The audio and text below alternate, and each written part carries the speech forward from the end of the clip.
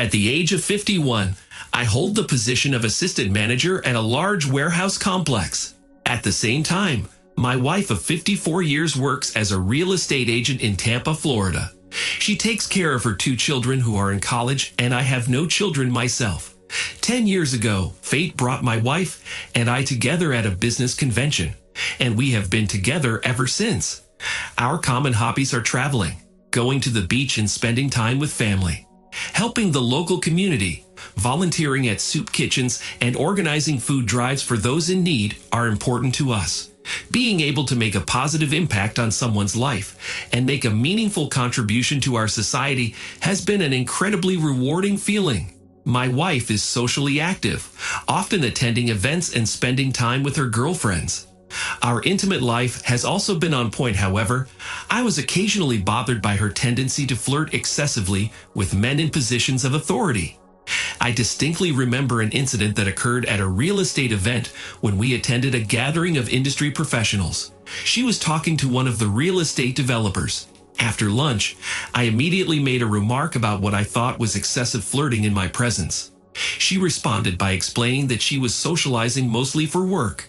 Although she eventually apologized, her sincerity remained in question. Over time, her outings with her friends became more frequent, leading to numerous absences from home. These trips were relatively short, only a few days each, but they became a frequent occurrence. Her campaign consisted of my wife and 3 other women of varying marital statuses. 2 were married and 2 were single, at least that's what she told me. I've always been the kind of person who trusts 100% until proven wrong, and that persisted in my attitude toward my wife as well.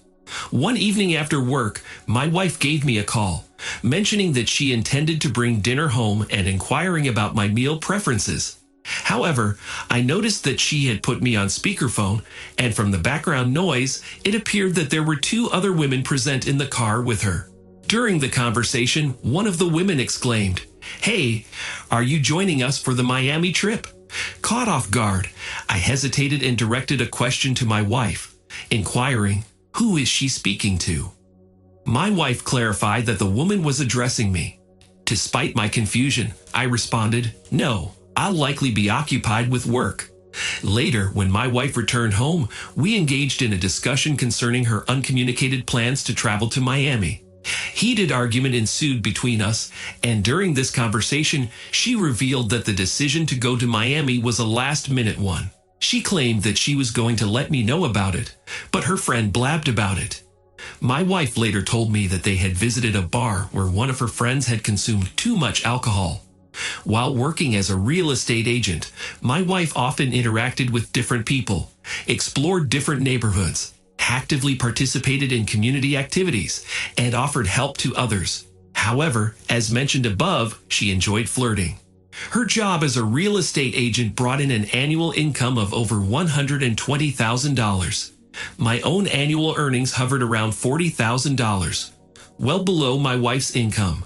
It's worth noting that her path to her current earnings was not a quick one. It took her several years to reach this level. She was actively engaged in preparing to leave for Miami. Amazingly, she spent a lot of money on clothes, considering her already extensive closet. A few days later, she is traveling to Miami, located just 4.5 hours away from Tampa. The plan was for her to be there for 4 days. However, on the second day of her absence, when I got home from work, something happened. Around 7:00 p.m., there was a distinct knock on the door. A man dressed in a strict suit stood on the threshold, clutching a substantial manila envelope under his arm. He addressed me by name and, handing me the envelope, said, "This is for you." After handing me the envelope, he left. Opening the envelope, I found a note with a contact phone number and the words, "Contact me if you would like to discuss the photos." My gaze fell on the first photo, which showed my wife sitting on a man's lap. His hands were on her back, and they were engaged in a passionate kiss. It looked like they were in some kind of nightclub. Then a scene by the pool. In this shot, my wife and a man are kissing passionately in the pool.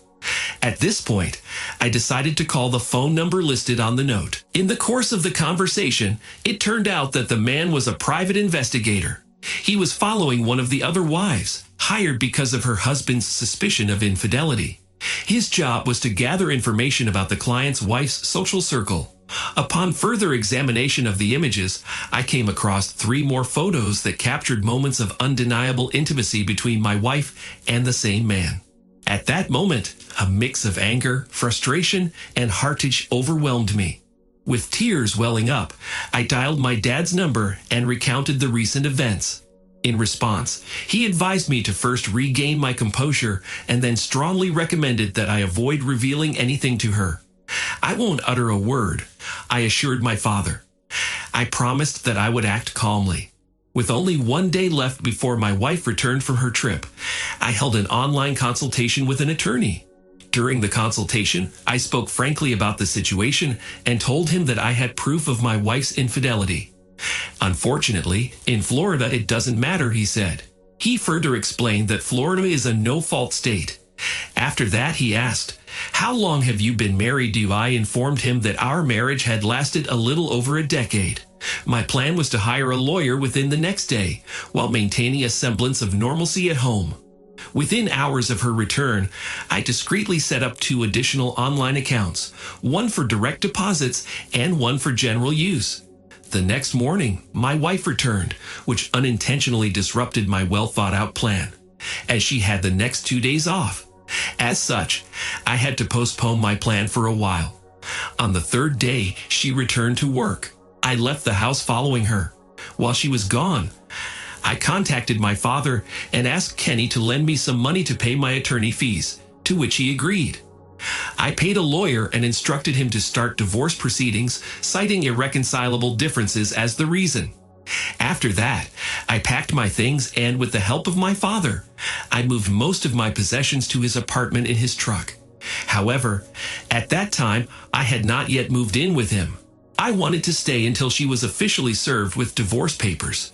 2 weeks go by, and to my amazement, no one has informed her. Another week goes by, and my wife is served with divorce papers while she is at her workplace. Following this, my phone started receiving messages from her.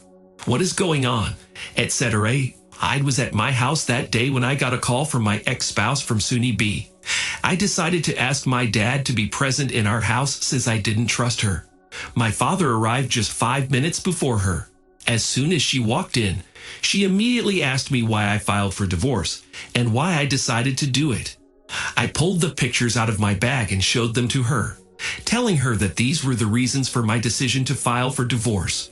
She immediately covered her mouth in shock. Tears streamed down her face, and she tried to apologize. By this point, however, I didn't even want to see her anymore. I said that we would meet in court.